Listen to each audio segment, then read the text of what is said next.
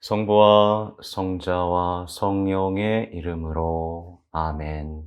주님께서 여러분과 함께 또한 사제의 영과 함께 요한이 전한 거룩한 복음입니다.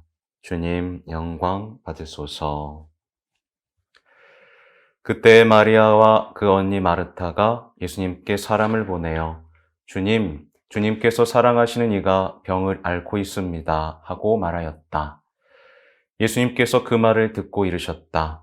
그 병은 죽을 병이 아니라 오히려 하느님의 영광을 위한 것이다. 그 병으로 말미암아 하느님의 아들이 영광스럽게 될 것이다. 예수님께서는 마르타와 그 여동생과 라자로를 사랑하셨다.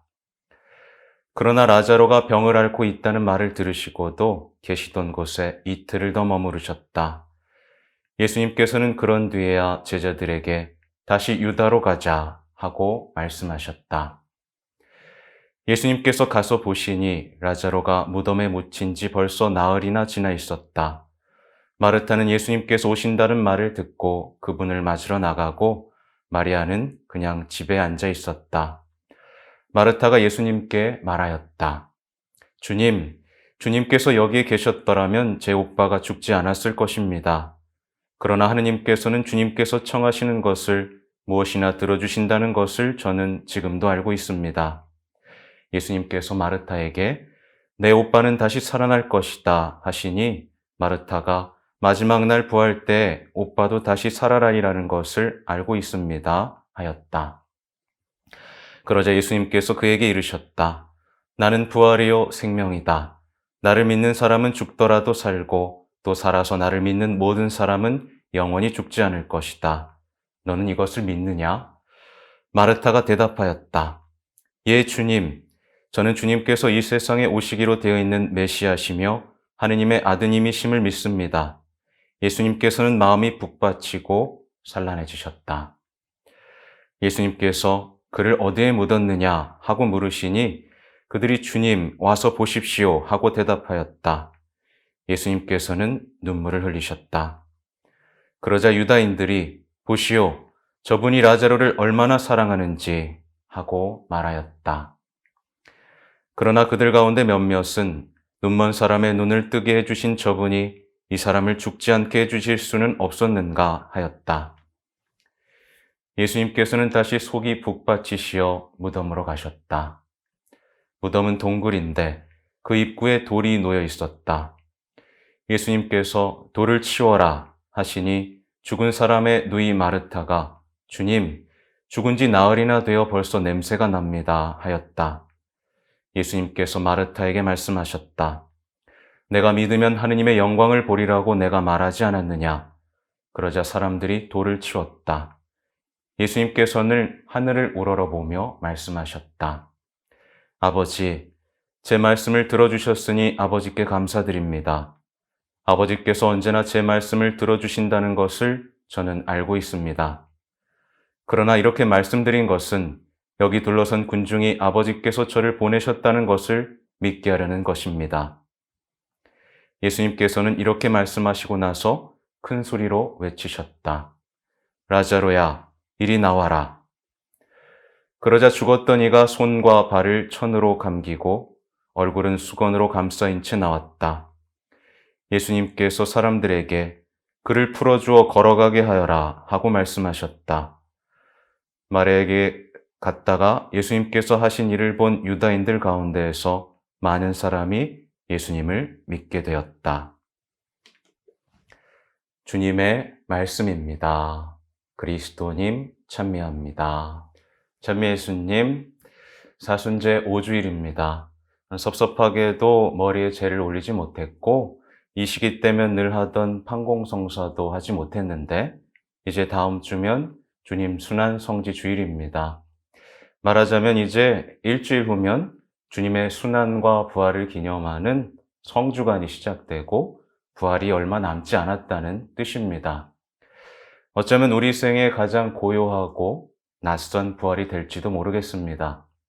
부활떡 혹은 부활 계란도 없을지도 모르겠네요. 어쨌든 오늘 예수님께서는 라자로 이야기를 통해서 우리가 제대로 된 부활을 준비할 수 있도록 도와주시고 또 모든 그리스도인들이 겪게 될 부활이 어떻게 펼쳐질지를 우리에게 알려주십니다. 예수님께서 라자로를 향해 큰 소리로 외치십니다. 라자로야, 이리 나와라. 저는 이 말씀이 우리 모두에게 하시는 말씀으로 들렸습니다. 어둡고 죽어가는 현실에 있지 말고 이제 나와라 라는 말씀으로 들렸습니다. 오늘 제1독서에 나오는 나 이제 너희의 무덤을 열겠다 라는 말씀과 겹쳐졌습니다. 말씀 한마디로 우리의 병든 삶을 충분히 바꾸어 놓으실 수 있는 예수님의 힘이 느껴졌고 영적인 삶으로 초대하시는 예수님의 간절한 마음 또한 느껴졌습니다. 그런데 만약에 라자로가 예수님의 목소리를 몰랐다면 어떻게 되었을까요? 또 예수님께서 라자로의 이름을 몰랐다면 어떻게 되었을까요? 아마 아무런 일도 벌어지지 않았을 것입니다. 그런데 실제로 오늘날 많은 그리스도인들에게 아무 일도 벌어지지 않습니다. 어떻게 된 것일까요? 얼마 전 복음에 라자로와 함께 등장했던 이름을 잃어버린 부자 이야기가 떠올랐습니다. 또 나도 그를 모른다고 할 것이다. 너희가 어디에서 온 사람들인지 나는 모른다. 라고 하셨던 예수님의 말씀도 떠올랐습니다. 말하자면 가난한 이들에게 무관심한 이들, 또 하나님을 모른 척하고 복음 선포에 게을렀던 사람들, 또 성당에 나오고 활동도 했지만 정작 예수님이 누렸던 행복과는 멀어지고 바리사이나 율법학자가 누렸던 불행한 삶에 가까워진 사람들에게는 이름이 없습니다. 하나님 나라에서 교적이 없는 사람들인 거죠. 그들에게는 불려질 이름이 사라졌고 결국 아무 일도 벌어지지 않을 것입니다. 그런데 더 심각한 건 예수님의 부르심을 알아듣지 못한 경우입니다. 말하자면 예수님의 부르심을 거부하고 미루던 사람이 갑자기 부르심을 알아듣고 무덤에서 뛰쳐나올 수는 없는 노릇입니다. 예수님께서 라자로를 이리 나와라 하고 말씀하신 이유가 있습니다. 단순히 살려주신 것이 아니라 새로운 소명을 주신 것이었습니다.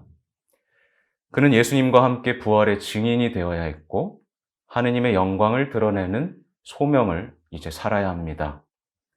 곧 부활은 새로운 부르심, 소명을 받아들이는 삶입니다. 그럴 준비가 안 돼 있다면 우리는 세상 끝날 무덤 속에 갇혀 있게 될 것입니다. 우리가 사는 현실에서도 마찬가지일 테고요. 오늘 복음에 나오는 주님께서 사랑하시는 이라는 말씀이 인상 깊습니다. 또 우리의 친구 라자로라는 말씀도 인상 깊습니다. 라자로는 예수님의 친구였고 또 사랑받던 사람입니다. 우리는 라자로의 삶에서 부활을 만날 수 있는 힌트가 무엇인지를 알아차릴 수 있어야 합니다.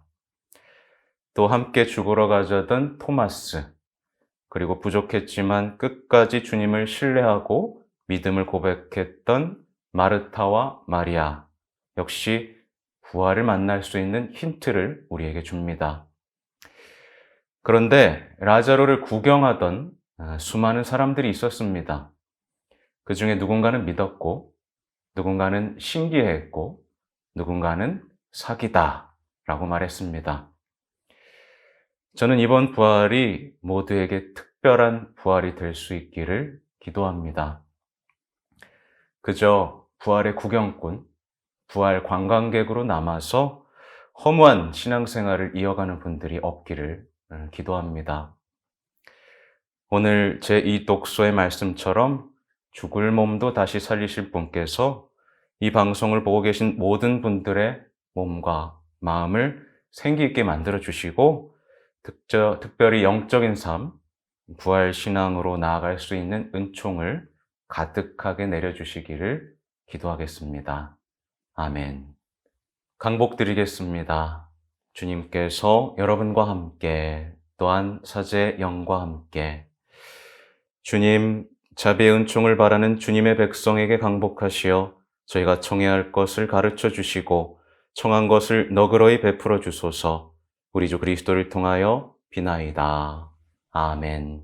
전능하신 천주 성부와 성자와 성령께서는 여기 모인 모든 이에게 강복하소서. 아멘. 주님을 찬미합시다. 하느님 감사합니다.